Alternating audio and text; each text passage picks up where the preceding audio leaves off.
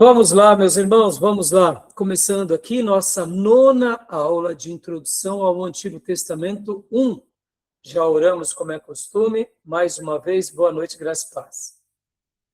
Boa noite, graça e paz. Boa noite, graça e paz. Boa noite, graça e paz. Graça e paz. É com muita alegria que damos início aqui a mais uma aula, nossa penúltima aula. Se precisarmos, faremos a 11ª aula, tá? Se precisarmos, mas eu creio que hoje vai dar, porque hoje nós estaremos tratando do primeiro livro e do segundo livro de Reis, e do primeiro livro e do segundo livro de Crônicas.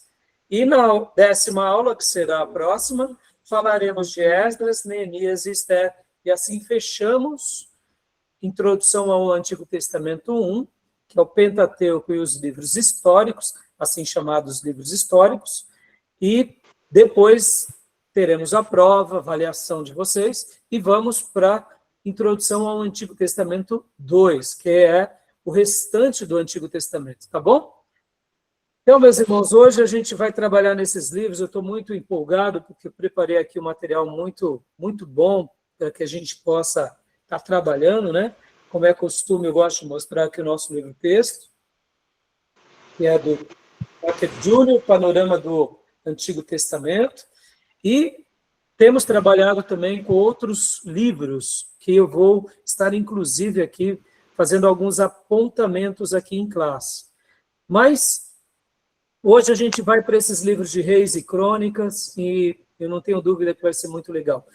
Eu quero também fazer uma breve recapitulação hoje aqui com vocês sobre algumas informações dos livros de Josué, de Juízes, e alguns adendos de Ruth, que eu achei muito pertinente, inclusive algumas dicas muito boas que a professora Márcia Zollner deu nas suas aulas, que são aquelas aulas que eu peço para que vocês assistam no canal dela do YouTube, porque as aulas da professora Márcia é de uma qualidade muito boa. Eu amo de ouvir as aulas dela, aprender com ela, né? Então, eu quero trazer alguns adendos aqui que eu não mencionei nas nossas aulas e eu achei oportuno de hoje falar, tá bom? Então, meus irmãos, vamos lá. Como é costume, eu gosto de avisar que as nossas aulas são gravadas para que vocês possam utilizar aqui o material. Gravamos também para os alunos que desejarem fazer o nosso curso em EAD. Essas aulas farão parte do currículo. E gravamos também para abençoar o maior número de irmãos, onde quer que essas aulas cheguem. Sejam eles obreiros, seminaristas, pastores, missionários, professores de seminário. Nós temos deixado essas aulas disponíveis para abençoar o maior número de pessoas. Quem quiser estudar conosco, entre em contato conosco pelos e-mails aqui na descrição dos vídeos, tá bom? Então vamos lá, meus irmãos. Como eu gosto de fazer, vamos ler 2 textos bíblicos. Abra sua Bíblia em Jeremias 1:5. Irmão Diego, leia para nós Jeremias 1:5. E, irmã Beatriz, Esdras 7:10. Jeremias 1:5. E depois Esdras 7:10. Então, irmão Diego, leia para nós. Eu vou estar colocando também aqui na nossa Bíblia digital. Se você quiser, pode ler aí ou a digital ou o texto na sua versão.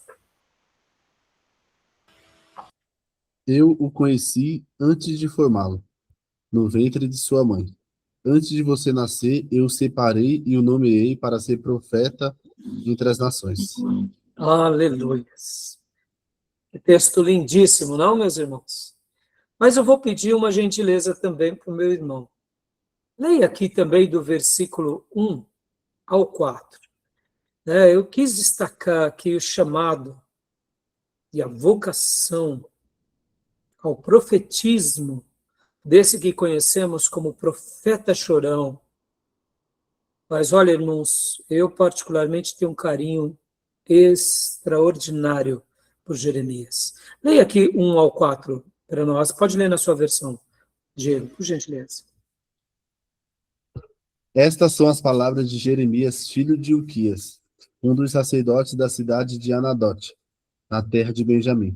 O Senhor lhe deu esta mensagem no 13º ano do reinado de Josias, filho de Amon, rei de Judá. Também lhe deu outras mensagens durante todo o reinado de Joaquim, filho de Josias, rei de Judá, até o 11º ano do reinado de Zedequias, outro filho de Josias. Em agosto daquele ano, o povo de Jerusalém foi levado para o exílio. O Senhor me deu esta mensagem. Eu Joia. conheci... Até aí, né? Deu, Até já aqui? foi. Isso. O Senhor veio, que no caso está lendo outro texto. Então perceba aqui, ó, palavra de Jeremias, filho de Ilquias, um dos sacerdotes que estavam em Anatote. Guardem isso.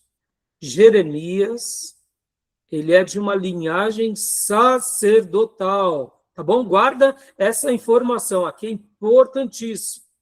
Quem era o Ilquias, pastor? Ilquias era um dos principais sacerdotes, o sumo sacerdote, nos dias de Josias.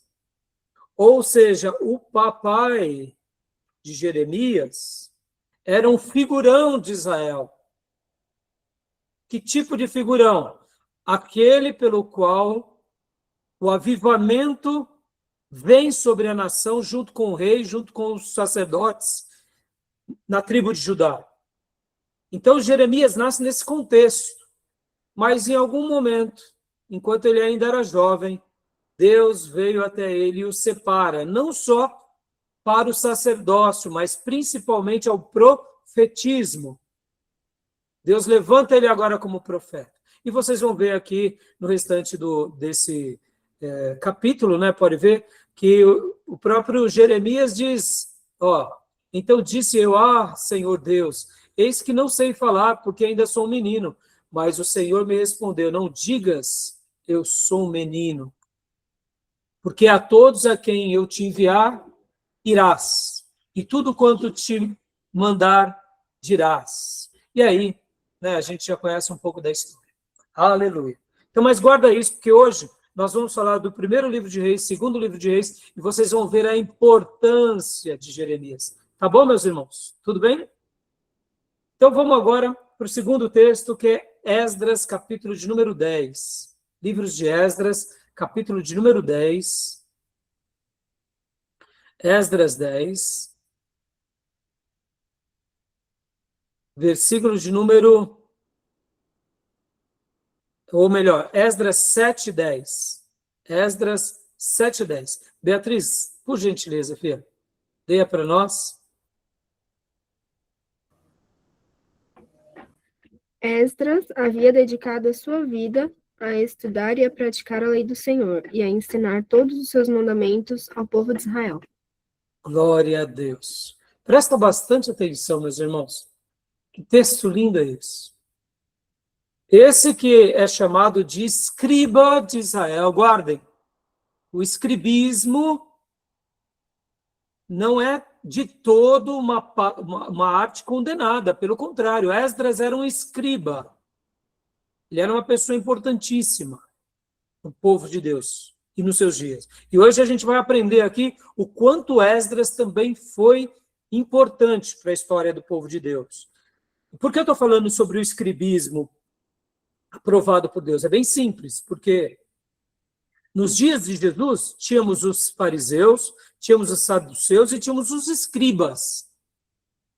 E naquele contexto dos dias de Jesus, quase todos esses líderes religiosos tinham se perdido. Mas agora, alguns séculos antes, o escribismo, como era o caso aqui de Esdras, nós notamos que ele era alguém muito piedoso. E leia novamente, Beatriz, para nós. Olha que texto maravilhoso, meus irmãos. Esdras havia dedicado a sua vida a estudar e a praticar a lei do Senhor e a ensinar todos os mandamentos ao povo de Israel. Glória a Deus. Nós estaremos estudando na última aula sobre Esdras, sobre Neemias, sobre Esther. Mas hoje vocês notarão que a importância de Esdras não é apenas o livro de Esdras, tá bom? Esdras foi uma pessoa extremamente relevante para os seus dias. Ele foi um líder religioso que trouxe a palavra de Deus de volta ao povo de Deus. O culto a Deus novamente foi restaurado e a palavra de Deus novamente foi ensinada, e Esdras era um exemplo vivo desse ministro que agora vivia a palavra, aprendia a palavra, vivia a palavra e ensinava a palavra. E uma geração poderosa foi estabelecida ali por meio desse servo de Deus. Então, hoje, meus irmãos, a gente vai destacar aqui duas figuras importantíssimas. Eu disse sobre Jeremias e disse sobre Esdras, e vocês vão aprender aqui na lição de hoje o motivo. Se você já leu, né, ou o livro do Ellison, ou as outras obras que a gente tem acompanhado, então você já viu a importância dessa obra aqui. Se você ainda não leu o material, né, propriamente dito, que a gente já separou, tem problema, você vai entender melhor por meio ou do livro do Ellison, ou por meio do livro do Rio, né, ou mesmo pelo livro que a gente está estudando, que é o Archer Júnior, tá bom? Então, beleza, meus irmãos? Vamos, então, agora aqui ir mergulhando um pouco no material, né, que a gente separou. Eu separei aqui para vocês os slides, inclusive os slides que a gente está trabalhando aqui em cima do livro do Stanley Ellison.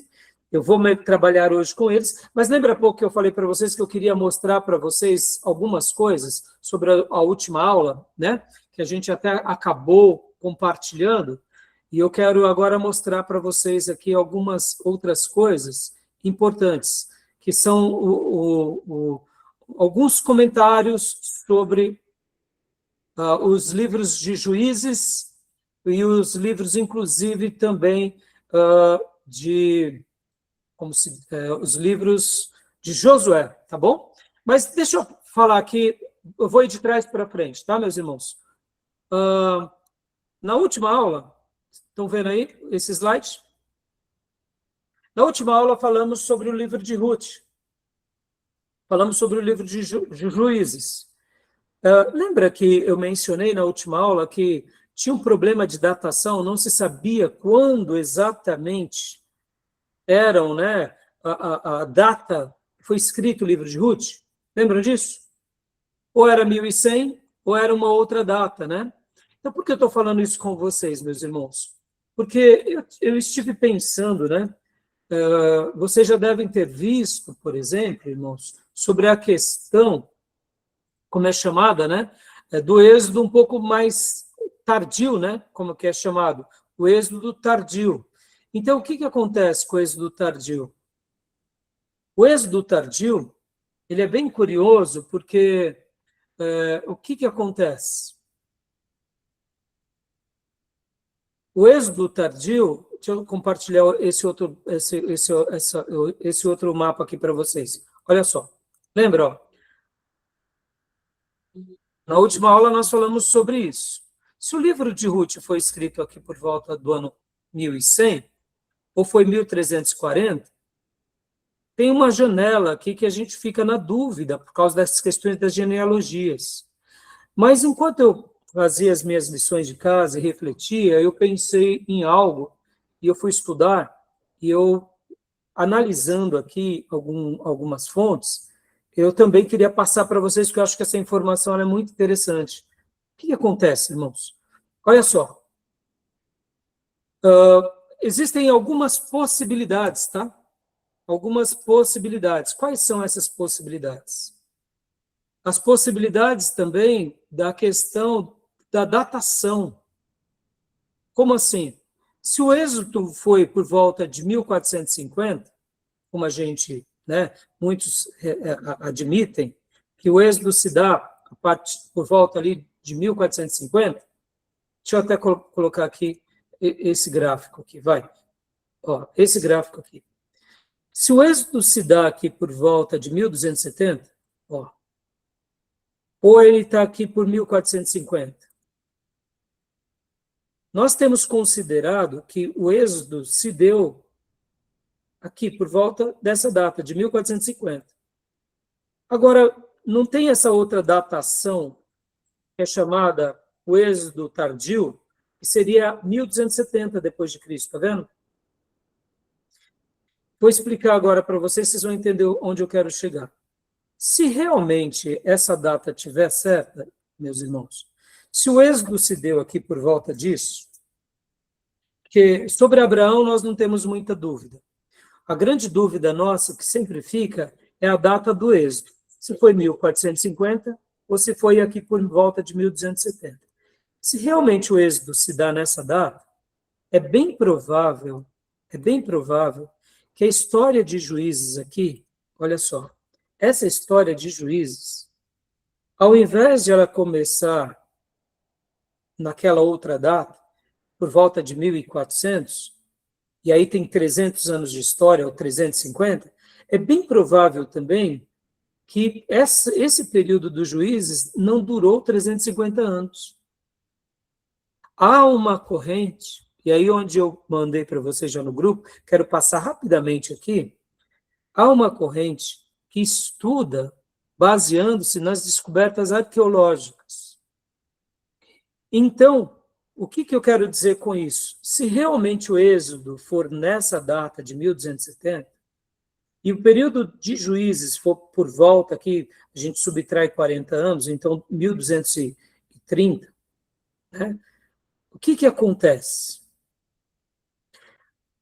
De 1230 até 1000 e por volta do ano 1050, algo dentro disso, então o período de Juízes foi um pouco mais de 150 anos. Se realmente o período de Juízes foi por volta de 150 anos, essa tabela, que é a tabela que eu tinha mostrado aqui para vocês, ó, da dúvida cronológica, daquela lacuna, ela fecha. Porque realmente a datação de 1100 fica mais justa.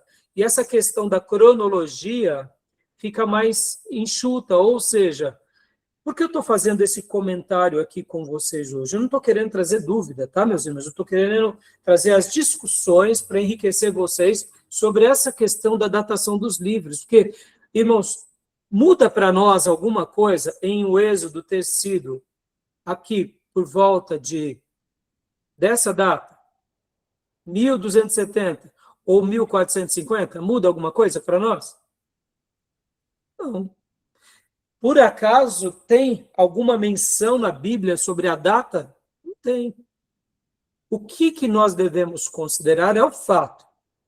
Que fato? Deus libertou o povo do Egito. Com Moisés, com milagres, como a gente aprendeu. Sobre a questão dos juízes também, será que o livro de Juízes se dá entre 300 a 350 anos? Ou será que ele se dá em 150 anos? E agora eu vou concluir e vou simplesmente pincelar aqui com vocês para mostrar essa, vamos dizer assim, essa pseudo-dúvida. Vou mostrar agora para vocês as possibilidades do período de Juízes ter sido de 150 anos, por exemplo. E só para eu voltar aqui a uma explicação. Por que é provável também que pode ser dos 150 anos apenas que durou o juízo? Porque foram várias histórias que foram acontecendo simultaneamente. Então, pensem assim, irmãos. Canaã foi conquistada por Josué. Josué distribui as terras. Josué morre. O povo se perde. E quando esse povo se perde, Deus foi levantando juízes, possivelmente, simultaneamente, entendeu? É bem provável que, durante um período, se levantou 2 juízes juntos. Só que quando o narrador da história dos juízes vai narrando a história, ele não põe data. Ele só conta a história daquele juiz de tal tribo, o juiz de outra tribo, o juiz da outra tribo, as lutas. E, por essa razão, fica uma ideia de 300 a 350 anos. Se nós pegarmos o livro de Juízes cronologicamente, somarmos história após história, dá mais de 400 anos. Mas se os acontecimentos foram simultâneos, em um período Deus levantou 3 juízes, um aqui, outro acolá, é bem provável, porque o povo estava dividido, os sacerdotes estavam divididos. Então, pode ter sido isso? Pode. Nenhum problema, viu, meus irmãos, tá? Então, eu estou trazendo essas informações para mostrar que quando a gente estuda o Velho Testamento e essa parte... E por que eu fiz questão de recapitular um pouquinho? Porque semana passada a gente já trabalhou em Samuel, né? A gente já trabalhou aqui nesse período, semana passada, ó. A gente já começou em Samuel. A monarquia, né? A gente pega o final de Juízes, não foi? E aí a gente já veio para o rei Saul, rei Davi, e a gente trabalhou. Então, as datações de Samuel para cá são precisas, com uma exceção de um profeta aqui ou outra acolá. Mas com as datações do Êxodo, as datações de Juízes ainda estão um pouco em aberto. Por quê, meus irmãos? Você não tem achado arqueológico. E por que houve essas mudanças mais recentes? Por causa dos achados arqueológicos. Os achados arqueológicos estão apontando para essa configuração. Pastor, então quer dizer que aquela história de 300 a 350 anos é uma mentira? Não, meus irmãos, não é que é uma mentira. Você não tinha achados arqueológicos para provar. Então, os nossos irmãos do passado, ao estudarem, eles deduziram aquilo. Hoje, com os achados arqueológicos, você pode datar melhor. E amanhã, pastor, amanhã a gente vai datar bem melhor essas questões. Estão entendendo, meus irmãos?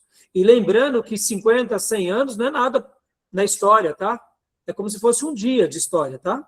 Tá bom? Tudo bem? Alguma dúvida? Ficou alguma dúvida, meus irmãos? Deu para entender essa explicação? Não sei se eu consegui passar para vocês com clareza. Consegui passar? Enquanto tinham juízes simultâneos, Israel estava enfrentando vários povos ao mesmo tempo? Como que é? Então, juízes, quando eram simultâneos, eram vários povos também ao mesmo tempo que Israel estava enfrentando? Então, você vai lembrar, Beatriz, lembra que Josué ele faz pelo menos dois períodos de batalha? Ele enfrenta um grupo, ele ganha alguns reis e depois ele faz outra investida. Então, perceba que quando Josué vence, perceba que o livro de Josué, como é um livro só, tem uma cronologia, porque tinha um líder, fica mais fácil da gente apontar a sequência, né? Ele luta contra esse rei, contra aquele, vence esse, vence. Mas o livro de Juízes não é uma colcha de retalhos. Então é isso. Por ser uma colcha de retalhos, pode ser que houve uma invasão de um povo inimigo em cima, a norte, e outra invasão a sul. E as tribos já estavam divididas, lembra? Não tinha uma figura que unificava. E vocês têm que lembrar que nesses dias, lembra, irmãos, que aqui já era a nação de Israel, mas a figura do grande líder, que era Josué, se perdeu. Então não tinha mais esse líder unificador.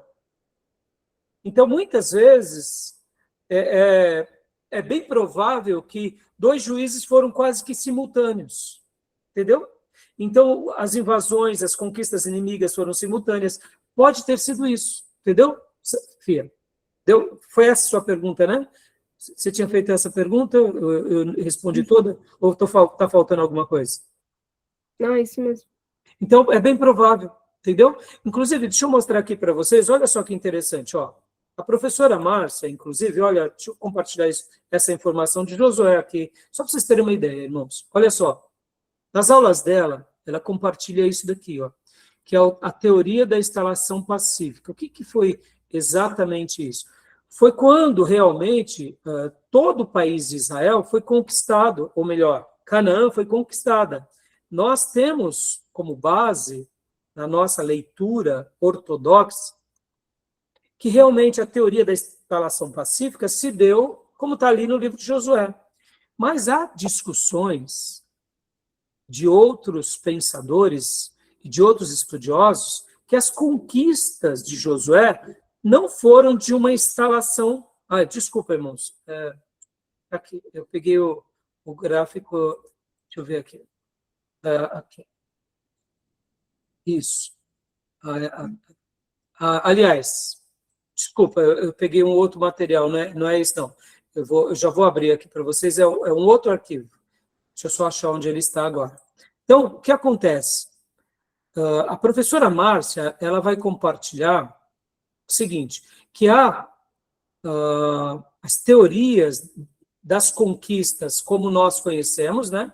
Nós temos a conquista propriamente dita de Canaã, como a gente aprende ali nos livros sagrados, mas a professora Márcia, ela vai compartilhar também essas outras teorias. Então, é muito legal quando a gente começa a ver um pouco essas outras teorias, porque a gente começa a aprender algumas coisas que a gente não consegue enxergar no primeiro momento. Então, eu vou até abrir aqui para vocês o material da professora Márcia, só para vocês terem uma ideia aqui, Josué. Vou compartilhar agora com vocês. Aqui, deixa eu passar aqui para você. Esse aqui, exatamente aqui. Aqui. Compartilhar aqui. Dá uma olhada nesse material. Olha só, meus irmãos. Aqui, não. Só um segundinho. Que eu estou abrindo por outro caminho, tá? Olha só. Opa, deu errado aqui. Peraí. Eu separei aqui para vocês. Olha só que legal. Você ia perguntar alguma coisa, Diego?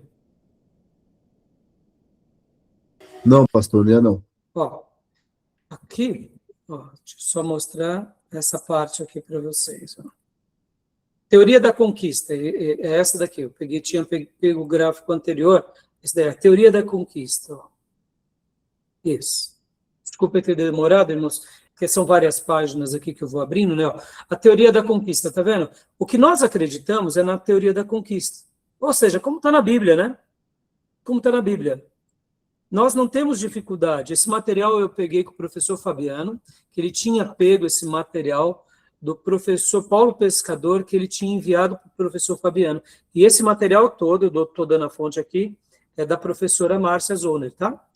Olha só, meus irmãos, então, quando Josué conquista a terra, ele faz essa campanha.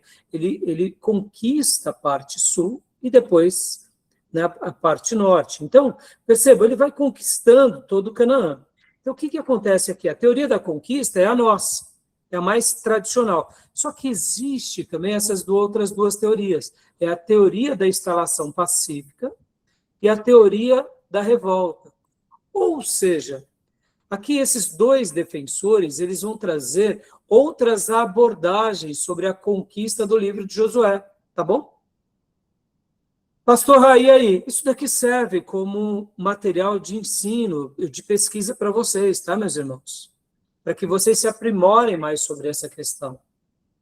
Então, eu particularmente acredito que para nós não vai mudar nada, porque nós acreditamos na teoria da conquista, como está nas Escrituras.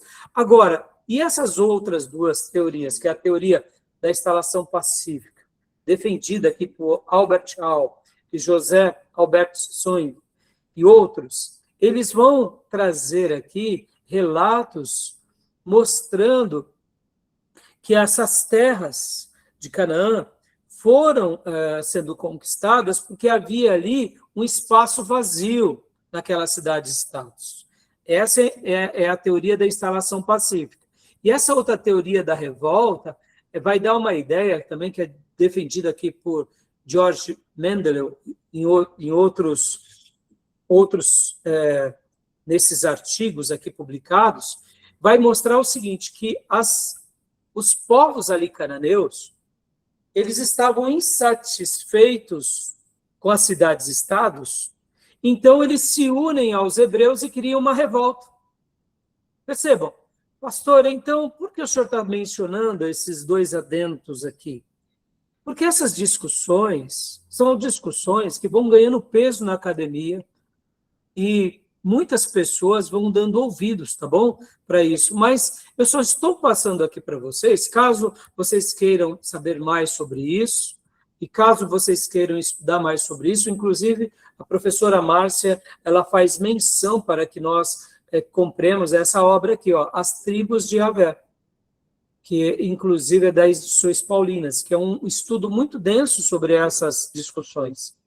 Aqueles que forem fazer uma pós, um mestrado e um doutorado sobre esse tema, aqui é uma boa discussão, tá bom, meus irmãos? Estou passando essas informações só para fortalecer o nosso ensino, tá bom? Tudo bem até aí, então? Tranquilo? Beleza até aí? Alguma pergunta? Deu para entender a minha proposta? Onde eu vou mostrar? Então, agora, meus irmãos, então, já que vamos pular um pouco o juiz, vamos lá para Ruth e vamos falar um pouco sobre aquela questão do período. Deixa eu aqui rapidamente passar para vocês. Olha só. Voltando aqui. Eu passei esse material para vocês já no nosso grupo para mostrar, né, que quando nós pegamos de forma linear a história de Juízes, então saindo de Josué, indo para Juízes e Ruth, quando a gente vai de forma linear as histórias podem datar de 400 a 480 anos. Mas quando a gente vai para a interpretação da sobreposição, aí muda. Pode ir de 200 a 350 anos, ou pode também ir até um período menor de 150 anos, meus irmãos. E aqui que eu achei interessante, e por isso que eu falei, que estive pensando, né? De onde nasceu essa minha ideia, irmão? Essa ideia minha nasceu por causa da genealogia de Ruth, por causa daquilo que nós tratamos aqui na última aula, que é esse assunto aqui, que nós trabalhamos em Ruth na última aula. Eu falei assim, e se de fato a cronologia de Ruth estiver certa?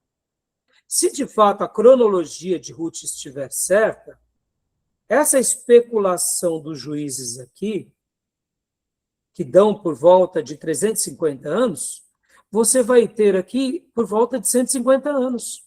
Aí fecha a cronologia de Ruth. Conseguiram compreender? Então, existem certas lacunas que nós não sabemos explicar muito bem.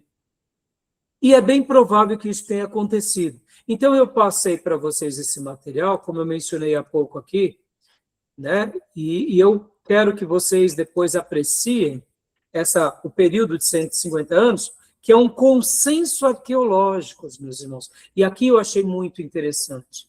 Por quê? Tem evidências em Siló, olha só que interessante. Temos, além das evidências em Siló, nós temos também aqui os achados arqueológicos.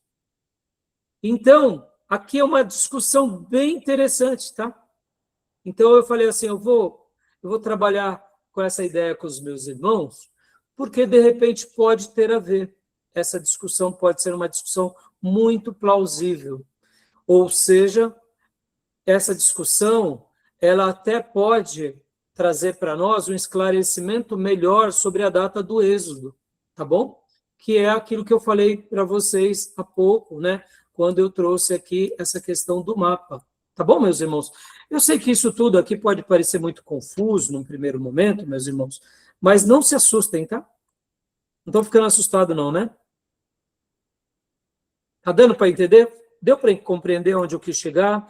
Dificultei para vocês ou facilitei? Hã? Tá dando para entender, pastor. Eu não entendi. Tá dando para entender. Tá dando mesmo? Porque eu quero que vocês aqui sejam francos comigo, irmãos. Porque aproveitando que a nossa aula ela é em tempo real, tá? Se a nossa aula é em tempo real, a gente pode explorar e tirar dúvidas aqui em tempo real, né? Tá bom, meus irmãos? Tá bom?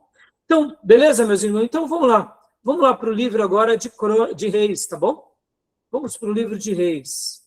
Vamos trabalhar agora no livro de Reis. Então, joia até aqui? Vamos lá para o grande material de hoje. Livro de Reis. Compartilhar Reis. Então, meus irmãos, vamos aqui, ó. Vamos trabalhar aqui sobre esse assunto tão maravilhoso, que é o livro de Reis. Pode ler para nós, Beatriz, por gentileza. 1 e 2 de Reis, da Glória ao Cativeiro. 400 anos de história monumental. A ascensão da sabedoria, o peso da idolatria e o inevitável julgamento de uma aliança quebrada. Joia. Então, percebam que aqui a gente vai estar trabalhando por volta de 400 anos de história. Pastor, por que ficou mais fácil trabalhar e datar o livro de Reis? Como eu mencionei para vocês, meus irmãos.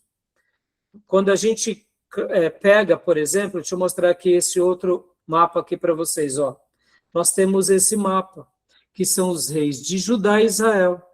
Temos o início da monarquia com Saul, temos Davi, temos Salomão, e a Bíblia aponta os anos de reinado. E por que fica mais fácil as datações? Porque não tem data de sobreposição. Um começa a reinar na morte do outro, ou seja, se houver alguma incompatibilidade de datas, são questão de dias, estão entendendo? Fica fácil ou não fica? Então fica muito mais fácil de trabalharmos, tá bom? Então, continuemos aqui. Vamos lá? Então, Beatriz, e olha só, quais são as fontes que o escritor de Reis utilizou para fazer essa obra? Pastor, mas peraí, o escritor de Reis não foi guiado pelo Espírito Santo? Foi, claro que foi. O escritor de Reis foi guiado pelo Espírito Santo. Mas isso não significa que ele não conversou com pessoas, que ele não utilizou de fontes, que Deus não o levou a certas experiências.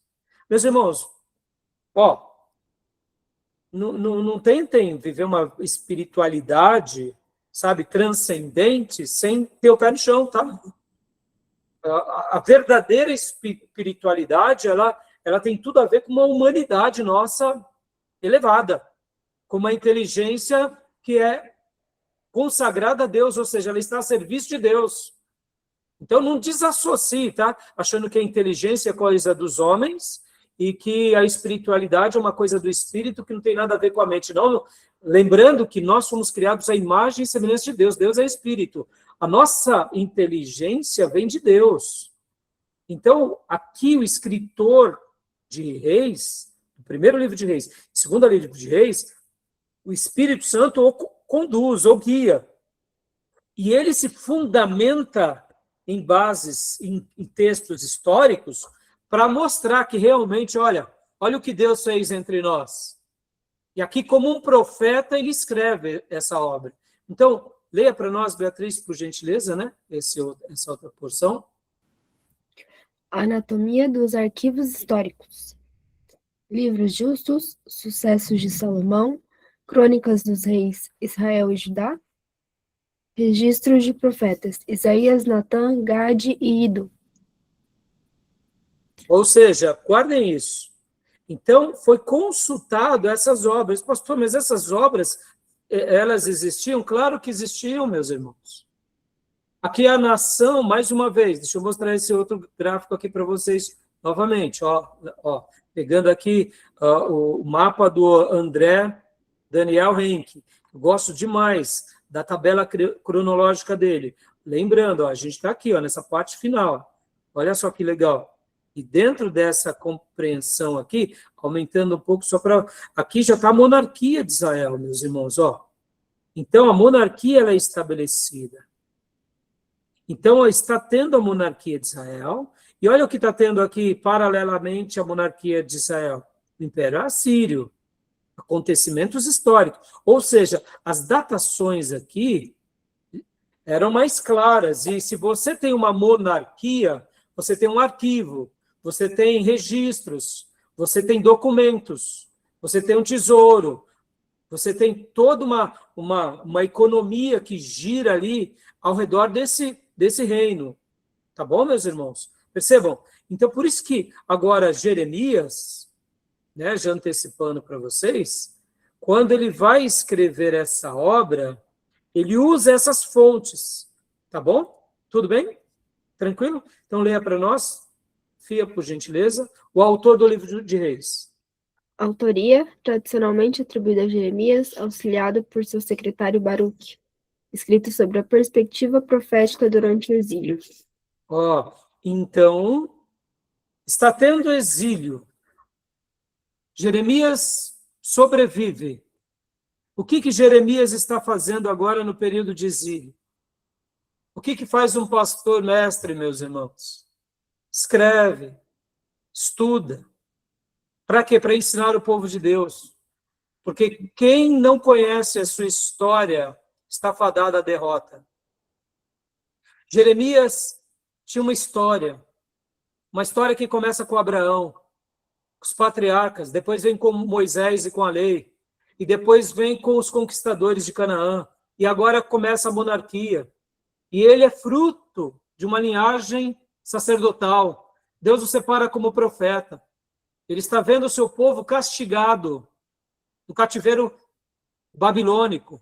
E Deus o manteve vivo. Por quê? Porque, inclusive, esse povo não ouviu as palavras de Jeremias. E agora Jeremias, então, está escrevendo a história dos reis. Para quê, meus irmãos? Para mostrar, olha, povo de Deus, essa é a nossa história, esse é o nosso legado. Está se cumprindo a palavra de Deus entre nós. Então, perceba que quem escreve, ou pelo menos nós temos como escritor, é o profeta Jeremias. E quem é o seu auxiliar é Baruque, o secretário. E leia aqui para nós Beatriz, por gentileza. Completar a história literária. Continuar a narrativa de Davi, desde a compra do local do templo, segundo Samuel, até sua destruição total. Agora, olha que interessante, porque ele não escreve nos dias de Samuel e nos dias de Saul e dos dias de Davi? Já tinha algum profeta que tinha escrito sobre isso? A história de Davi e a história de Saul, essas histórias já tinham sido registradas em algum livro? Samuel. Algum profeta já tinha... Samuel, exatamente, filha. Exato. Você, olha, se já está escrito, basta ser conservado. Agora, isso não impede também de ter escrito. É que na providência divina, Deus já tinha deixado Samuel. Se Deus quisesse que ele escrevesse, ele poderia ter escrito, mas não houve necessidade. Então, percebam, né? Que Samuel, e lembrando, viu, meus irmãos, primeiro livro de Samuel e segundo Samuel era um livro só. Primeiro livro de Reis e segundo livro de Reis era um livro só, tá, meus irmãos? Primeiro livro de Crônicas e segundo livro de Crônicas era um livro só. Foi dividido ao longo do tempo, tá? Então, ele veio completar a história. Mas, pastor, já existiam outros livros? Tinha os livros dos justos, os sucessos de Salomão, Crônicas dos reis de Israel e Judá, e os registros de profeta Isaías, Natã, Gado e Ido. Percebam, meus irmãos, aqui, no livro de Reis, é um compilado dessas obras, tá? Desses profetas. E agora o segundo ponto aqui para nós, por favor, filho. A teologia da aliança. Provar aos exilados a conexão inseparável. Obediência traz bênção, desobediência traz maldição. Será que essa mensagem aqui estava clara para aquele povo no exílio? O que vocês acham? Mais do que claro, né, irmãos? Pelo amor de Deus. Agora, a nação de Deus, o templo destruído, eles estavam lá na Babilônia, debaixo de um cativeiro, e aqui o profeta, mais uma vez, estava escrevendo. Por quê? Ele sabia, meus irmãos, que o povo de Deus voltaria para a sua casa. Mas Deus estava querendo perpetuar a história para que as outras gerações não perecessem. Vem cá, esses textos é para nós ou não? Servem para nós ou não? Será que esses textos Deus está querendo nos ensinar ou não?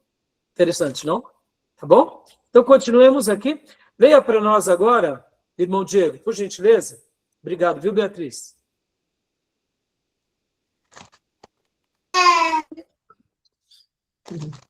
O palco, a era do Templo de Salomão.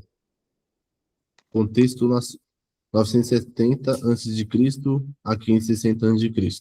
Ou seja, né, mais uma vez, as histórias que estão em primeiro livro de Reis e segunda datam esse período. Continua para a gente, por gentileza. Contexto nacional. De influência política máxima, Salomão, ao eclipse total. As sementes de queda foram plantadas cedo através de severa política doméstica.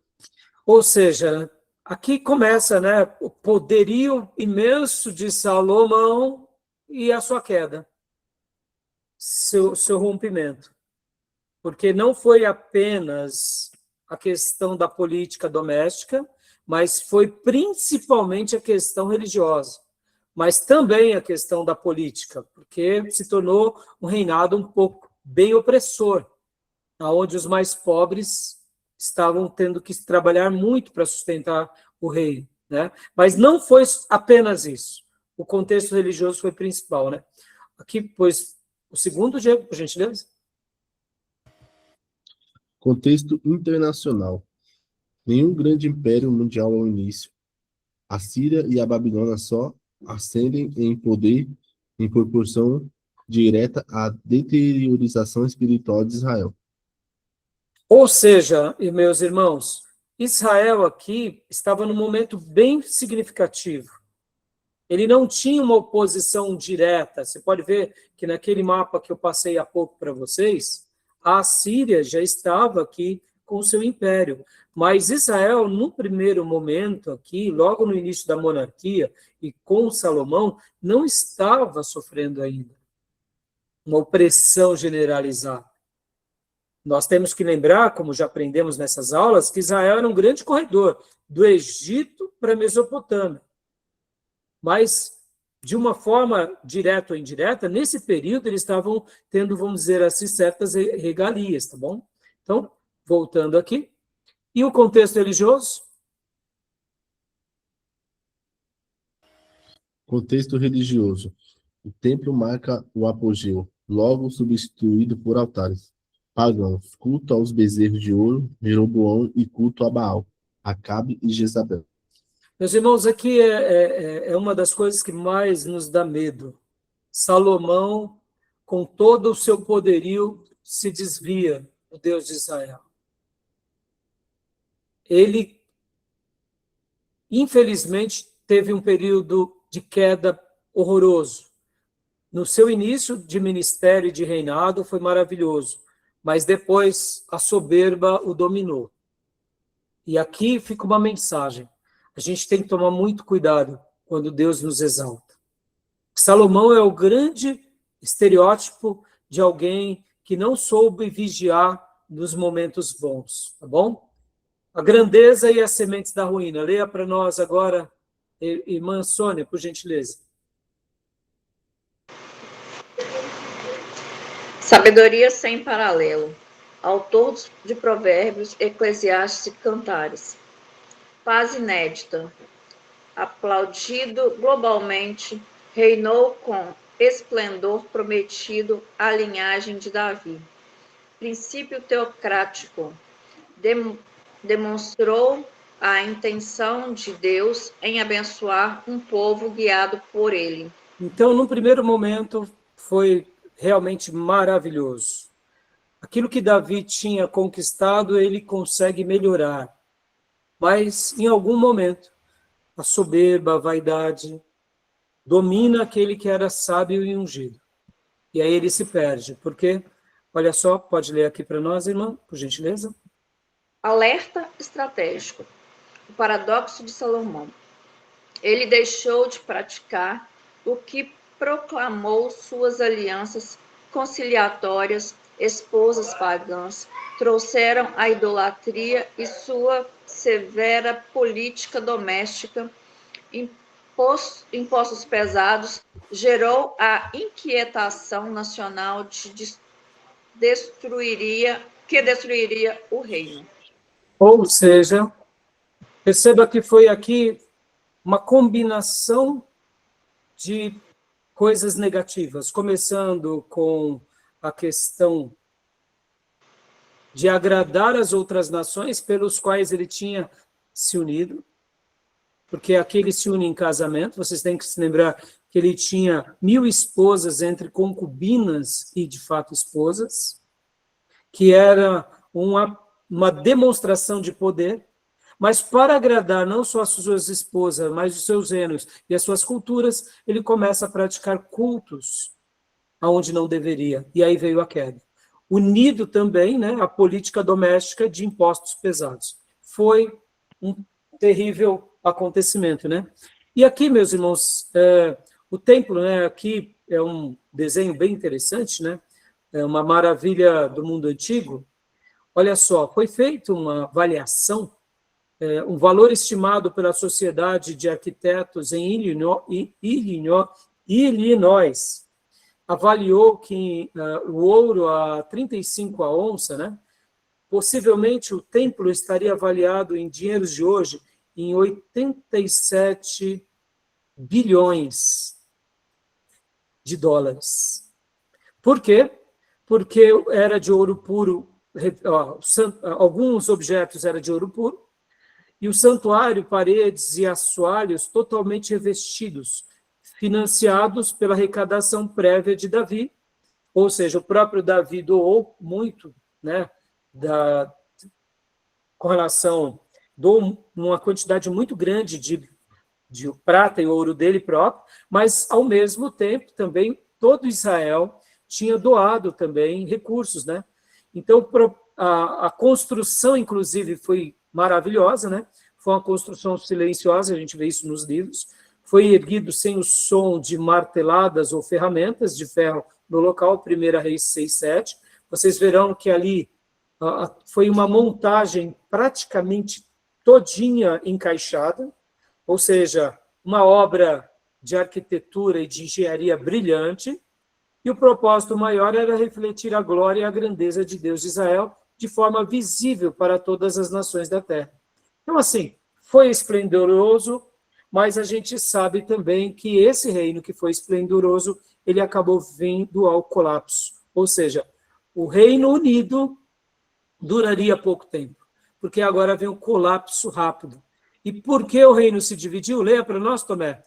Por que o reino se dividiu? E a divisão do reino é aqui, em 931. A gente tem que lembrar que o reino foi unido durante a monarquia de Saul, depois a monarquia de Davi e depois a monarquia de Salomão. Então, voltando aqui para esse desenho, percebam, quando a gente pega, né, aqui, a gente vê que o reino unido ele se deu aqui apenas durante esse período.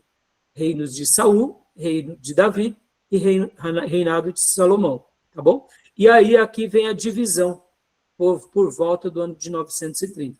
Tá bom, meus irmãos? Tudo bem até aí?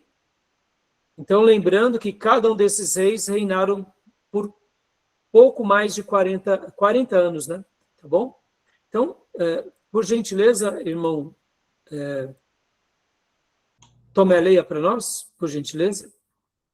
Espiritual, idolatria, resultado direto das múltiplas esposas pagãs de Salomão, violando a aliança.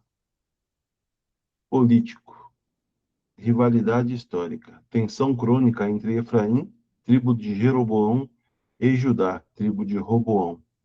Econômico, tirania, o luxo do trono de Salomão foi financiado pela opressão. O povo estava pobre e sufocado por altos impostos. Apenas 80 anos após o início da construção sob Davi, a nação unida deixou de existir. Ou seja, então a gente pega 40 anos do reinado de Salomão, 40 anos do reinado de Davi e 40 anos do reinado de Salomão, ou de Saul. Então, pouco tempo depois da união de Israel, do reino chamado Reino Unido. Guardem isso, irmãos. Lembram que a gente aprende, inclusive a professora Márcia Zoner deixa isso bem claro, né? Canaã era chamado aquela região antes da conquista. Depois da conquista com Josué, era a nação de Israel. Aí depois, essa nação de Israel é uma nação, agora ela se torna um reino de Israel, com o início da monarquia. E a gente está falando, por enquanto, do Reino Unido. E agora vem a divisão. E agora vem o reino de Israel dividido. Então, guardem isso, tá, meus irmãos? Porque quando a gente fala em Israel, nos dias de Saul, ainda é a nação unida. Em Israel, nos dias de Davi, é a nação unida. Em Israel, em Salomão, é a nação unida. Em Israel, já nos dias de Jeroboão ou do Reoboão, é a tribo do norte. Concorda? Israel, quando o reino se divide, vira a parte norte, capital em Samaria, e a parte sul vira o quê? Judá, com capital em Jerusalém. Então, Israel, depois do reino dividido, é a parte norte. Então, é muito importante a gente usar os termos corretos, tá bom? Tudo bem? E aqui é uma tabela dos dois reis. Vamos dar uma pausa aqui, meus irmãos, que já deu horário, né? Mas estão dando para entender, meus irmãos? Estão dando? Está dando para compreender? Beleza? Alguma pergunta, alguma dúvida até agora? Não? Ó, deixa eu mostrar aqui para vocês, mais uma vez, essa outra tabela. Rapidinho, né? Essas tabelas são muito boas, tá vendo, meus irmãos? Ó, só para compartilhar aqui com vocês. Opa! Olha só. Olha que legal essa tabela. Aqui também mostra isso, ó. É os reis de Israel, é uma tabela, né? Eu já mandei isso para vocês. Mostra o Reino Unido, Saul, 40 anos. Aí temos também aqui Davi, 40 anos, e Salomão, 40 anos. Lembrando que o filho de Saul, ele vai dominar durante 7 anos, enquanto Davi, durante esses 7 anos, está reinando só sobre Hebrom. Depois Davi conquista, né, todo Israel. Então a gente utiliza a marcação do reino dessa forma, que Davi reina 40 anos em Israel, sendo os 7 anos sobre Hebrom e depois os 33 anos sobre todo Israel, tá bom? A gente quase não lembra de Esbocete, tá bom? Mas só estou fazendo essa menção. Essa tabela é bem legal, porque mostra um pouco disso, né? Ó, o reino de Judá e o reino de Israel. E aqui vem as dinastias, né? Então, essa tabela eu já mostrei para vocês, e fica uma tabela bem legal para que vocês possam estar, né, aprendendo com ela, tá? Tudo bem, meus irmãos? Tudo jóia? Olha só. Né? Só para vocês terem uma noção, né? Aí aqui acaba com o cativeiro babilônico, com Oséias, e depois acaba aqui com Zedequias, tá bom? Então, só para a gente já, depois, hoje, na aula de hoje, meus irmãos, a gente está pegando os reis, e o livro de reis e o livro de crônicas, né? Deixa eu só mostrar mais uma vez esse outro mapa aqui também para vocês, ó. Essa é outra tabela bem interessante, que eu tinha mostrado há pouco, mas só para enriquecer a aula de vocês, ó. Essa tabela também é bem legal. Já mostrei há pouco, mas ela mostra um pouco como que foi a divisão dos dois, aqui é o Reinado Unido, né? E aqui já vem a divisão do reino. E aqui é legal essa tabela, que eu também peguei na internet, olha só que legal. Essa tabela ela é muito legal, porque em preto está o que desagradou, em verde o que agradou, e em vermelho o que desobedeceu. Ó, Salomão aqui, ó. Desobedeceu, né? Saul desagradou. Ezequias agradou. Josias agradou. Asa e Josafá agradaram. Percebam, irmãos, os reis que agradaram a Deus é Davi, Asa, Josafá, Josias e Ezequias. Da tribo do norte, que era Israel, capital em Samaria, todos desagradaram.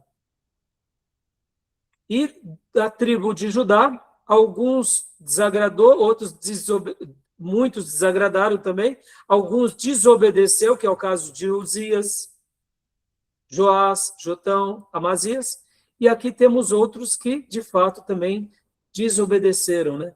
Desagradaram ao Senhor, tá bom? É legal essas tabelas, né? A gente consegue enxergar um pouco a história. Irmãos, vem cá. Dá um friozinho na barriga ou não?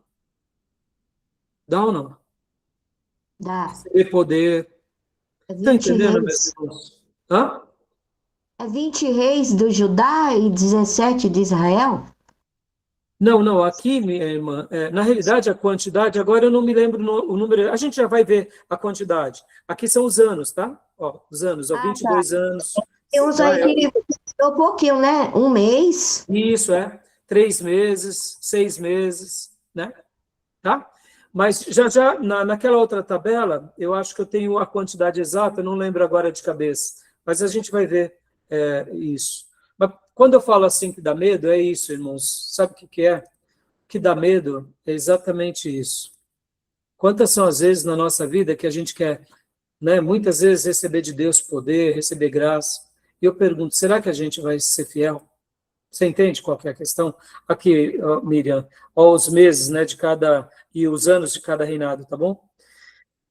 Quando eu falo assim, que dá um friozinho na barriga, meus irmãos, é isso.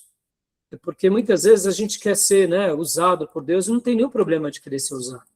O problema é, será que a gente vai fazer um bom trabalho para Deus? Será que a gente não vai pegar o poder e não vai se corromper? Vocês entendem, irmãos, como é perigoso muitas vezes? Muitas vezes a gente quer coisas demais, sendo que Deus, de repente, só quer a gente num dado lugar. Ó, Saul, meus irmãos. Quer uma coisa mais trágica do que Saul, primeiro monarca? Não é verdade? Tá bom? Então, vamos parar aqui. A gente volta já já. Tá bom? Alguma pergunta, alguma dúvida? Tá dando para entender? Sobre aquilo que eu falei, meus irmãos, sobre Josué, sobre Juízes e Ruth, ficou claro, meus irmãos? Ficou claro? Deu para entender? E só para vocês terem uma ideia, meus irmãos, olha só que interessante, né? Vocês já ouviram a expressão Guerra Santa, né? Guerra Santa. A professora Márcia Zoner trabalha bem essa questão. Porque a questão da Guerra Santa, olha só que curioso, né? A Guerra Santa, tem a Guerra Santa no Velho Testamento? Tem. Quando Deus, de fato, está querendo que o seu povo seja instrumento de justiça. Mas olha que curioso. A gente tem que tomar muito cuidado para a gente não usar de certos livros bíblicos e acontecimentos históricos para validar as nossas atrocidades do presente, tá? Que inclusive a professora Márcia Zoner vai comentar que durante as cruzadas foi muito utilizado o livro de Josué para justificar as cruzadas cristãs, tá? Então, percebam que aquilo que Deus permitiu no Velho Testamento, o Novo Testamento já deu uma nova resposta para a gente. A gente não precisa voltar para o Velho Testamento. Tudo que a gente está aprendendo aqui de Velho Testamento só serve como uma história para a gente. Importante, mas principalmente para a gente não cometer os mesmos erros. Porque as guerras santas de Israel, elas eram específicas e limitadas com o propósito divino. Se a gente não tomar cuidado, hoje a gente pratica a guerra santa em nome de Jesus, tá bom? E a gente tem que tomar um cuidado violento com isso, viu? Porque senão a gente vai começar a se tornar uma igreja medieval praticando atrocidade em nome de Jesus. Tá bom? Então, joia, meus irmãos. Então, fiquemos aqui, né? E é isso, meus irmãos. E só um último detalhe, que inclusive a professora Márcia Zoner cita, do livro de Juízes, né? Que ela comenta sobre o papiro de Anastácio I, que Canaã, nos dias de Juízes, era como o Velho Oeste americano. Estradas perigosas, animais selvagens, ladrões, carruagens, brigas. Faroeste americano é um paralelo bem vivo para nós, né? Porque essa história é recente, tem uns que 400 anos atrás, 300 anos atrás, né, no máximo. Então, essa história do faroeste americano, 200 anos atrás, está bem fresca na nossa memória, né? Então, o livro dos Juízes era esse período, tá? Eu só estou citando tudo isso para os irmãos para enriquecer a aula de hoje, né? Para a gente poder trabalhar bem aqui nos Reis de Israel, para a gente aprender com tudo isso, tá bom? Alguma pergunta, alguma dúvida? Podemos fechar? Para a gente ir para o intervalo? Sim. Então, tá bom. Eu vou parar aqui a gravação e a gente volta em instantes já já, tá bom?